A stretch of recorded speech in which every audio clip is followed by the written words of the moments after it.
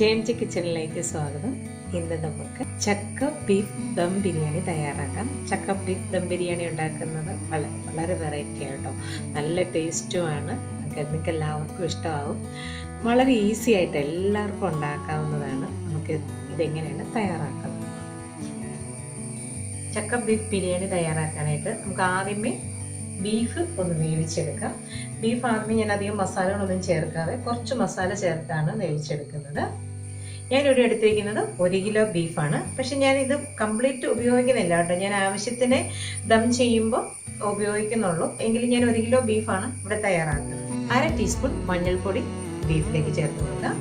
1/2 teaspoon പെരിഞ്ജീരകം പൊടിച്ചത്, 1 teaspoon ഉപ്പ്, ഇഞ്ചി കനം കുറച്ച് നീളത്തിനരിഞ്ഞത് 1/2 ടീസ്പൂൺ ചേർത്ത് കൊടുക്കാം. വെളുത്തുള്ളി അതുപോലെ കുറച്ച് ചേർത്ത് കൊടുക്കാം. 1/2 ടീസ്പൂൺ എത്രയും ചേർത്താൽ മതി.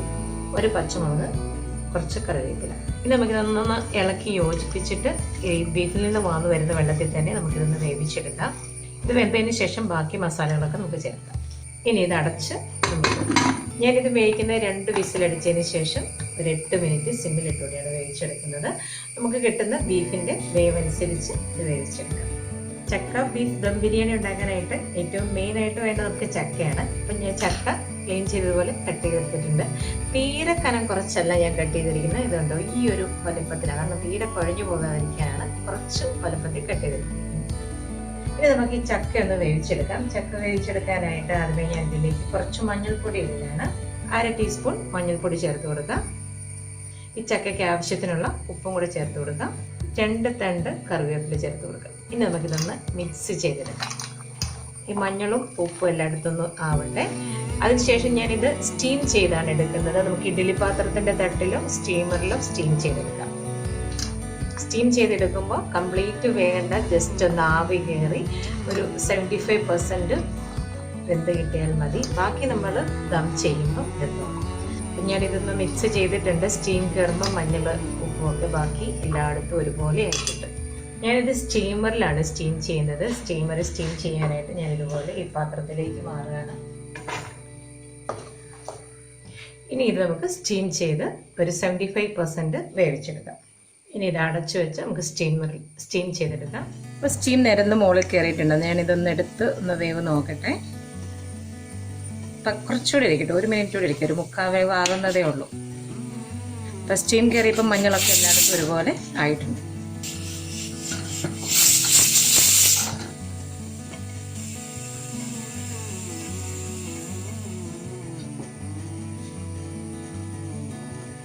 ഇപ്പോൾ ചക്ക 3/4 വേവ് ആയിട്ടുണ്ട് കേട്ടോ. അപ്പം ഞാനിത് ഫ്ലെയിം ഓഫ് ചെയ്ത് മാറ്റി വെക്കുകയാണ്.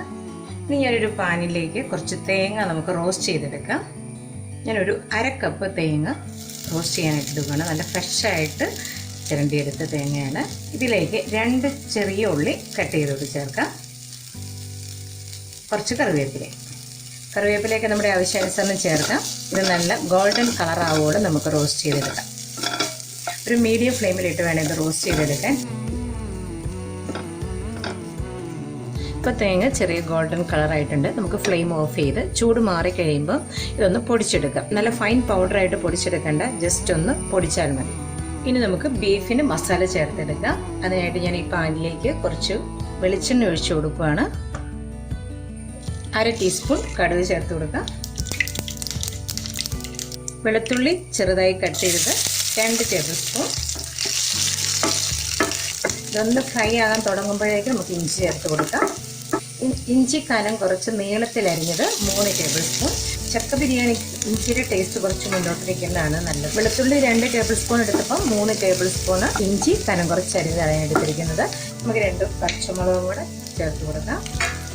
മീഡിയം സൈസ് സവാള കനം കുറച്ച് അരിഞ്ഞെടുത്തത് 2 എണ്ണം.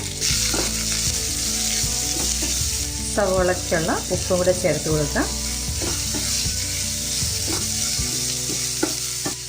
കുറച്ച് കറിവേപ്പില കൂടി ചേർത്ത് കൊടുക്കാം.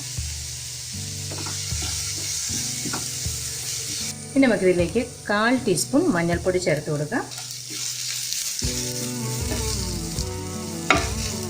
ആ മഞ്ഞൾപ്പൊടി സവോളയിൽ ഇങ്ങനെ എണ്ണയിൽ വഴന്നെടുക്കുമ്പോൾ അതിൻ്റെ ഒരു പ്രത്യേക ടേസ്റ്റാണ്. മഞ്ഞൾപ്പൊടി ഇടുമ്പോഴേ ബാക്കി മസാലകൾ ഇടരുത്. മഞ്ഞൾപ്പൊടി ഇട്ട് 1 മിനിറ്റ് ഒന്ന് ഇളക്കി അതെല്ലായിടത്തും ആയതിനു ശേഷം ബാക്കി മസാലകൾ നമുക്ക് ചേർക്കാം.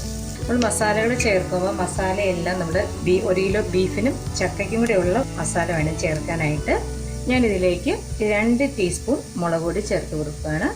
4 ടീസ്പൂൺ മല്ലിപ്പൊടി, കുരുമുളക് പൊടി 1 ടീസ്പൂൺ. ഒന്ന് ചെറുതായിട്ട് ചതച്ചെടുത്തതേ ഉള്ളൂ. അപ്പോൾ ചെറിയ കഷ്ണങ്ങളോട് കൂടിയാണ് കുരുമുളക് പൊടി എടുത്തിരിക്കുന്നത്. ബിരിയാണി മസാല 1 ടീസ്പൂൺ. ഈ ബിരിയാണി മസാല ഞാൻ വീട്ടിൽ പൊടിച്ച് തയ്യാറാക്കിയതാണ്. ഇതിൻ്റെ മെഷർമെൻറ്റ് ഞാൻ ഡിസ്ക്രിപ്ഷൻ ബോക്സിൽ കൊടുത്തേക്കാം. ഈ പൊടികളുടെ പച്ചമണം മാറുള്ളൂ എന്ന് നമുക്ക് ഇളക്കി റോസ്റ്റ് ചെയ്തെടുക്കാം. നമ്മൾ പൊടികൾ ചേർത്ത് കഴിഞ്ഞാൽ ഫ്ലെയിം ലോയിലേ വെക്കാവുള്ളൂ, അല്ലെങ്കിൽ പൊടികൾ കരിഞ്ഞു പോകും. പൊടികൾ കരിഞ്ഞു പോയി കഴിഞ്ഞാൽ പിന്നെ കറിക്ക് ഒരു ടേസ്റ്റ് ഉണ്ടാവില്ല. ഏത് കറിയാണേലും മസാല പൊടികൾ ചേർക്കുന്ന സമയത്ത് ഫ്ലെയിം ലോയിൽ വെച്ചിട്ട് ചേർക്കാവും. ഇപ്പോൾ ഇതിൻ്റെ പച്ചമണമൊക്കെ മാറിയിട്ടുണ്ട്. ഇനി നമുക്കിതിലേക്ക് 1 തക്കാളി കനം കുറച്ച് കട്ട് ചെയ്തൊന്ന് ചേർത്ത് കൊടുക്കാം. കുറച്ച് വെള്ളം കൂടെ നമുക്ക് ഇതിൻ്റെ മുകളിലേക്ക് ഇങ്ങനെ തളിച്ചു കൊടുക്കാം. ഈ തക്കാളി വേവാനായിട്ട് നമുക്കിത് ലോ ഫ്ലെയിമിലിട്ട് മൂടി വെച്ചൊന്ന് വേവിച്ചെടുക്കാം. ഇപ്പോൾ ഇത് തക്കാളിയൊക്കെ നന്നായിട്ട് വെന്തുടഞ്ഞിട്ടുണ്ട്. ഇനി നമുക്കിതിലേക്ക് വേവിച്ച് വെച്ചിരിക്കുന്ന ബീഫ് ചേർത്ത് കൊടുക്കാം.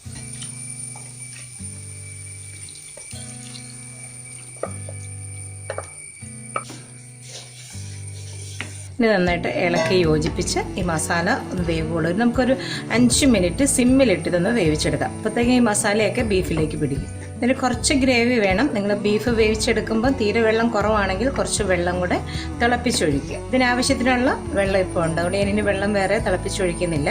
ഉപ്പ് മസാലകളൊക്കെ എല്ലാം ഒന്ന് നോക്കാം. പാകത്തിനാണെങ്കിൽ നമുക്ക് മൂടി വെച്ച് ഒരു 5 മിനിറ്റ് വേവിച്ചെടുക്കാം.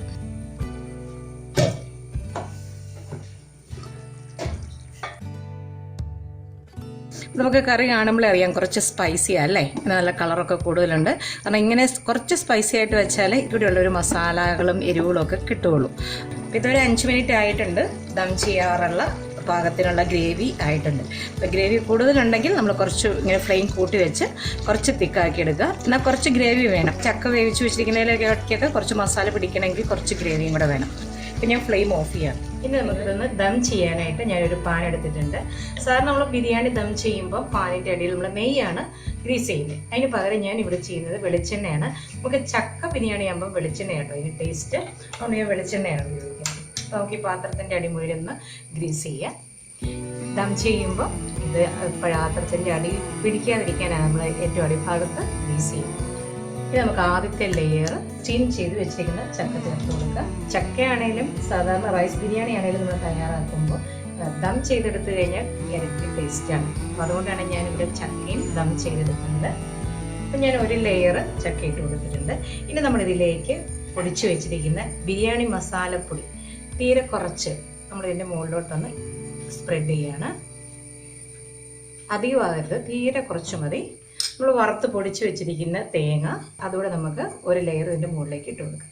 നമ്മളെല്ലാം ലെയറായിട്ടാണ് ഇട്ട് കൊടുക്കുന്നത്. നല്ല ഫ്രഷ് ആയിട്ടുള്ള കറിവേപ്പില കുറച്ചിട്ട് കൊടുക്കാം. നമുക്ക് ബീഫ് അടുത്ത ലെയർ കൊടുക്കാം. ബീഫ് കുറച്ച് ഗ്രേവിയോട് കൂടി വേണം കൊടുക്കാനായിട്ട്.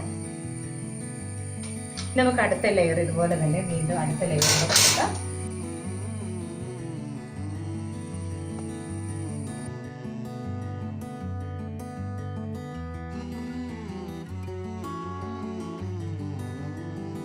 ലാസ്റ്റത്തെ ലെയർ കൂടെ കൊടുക്കാം.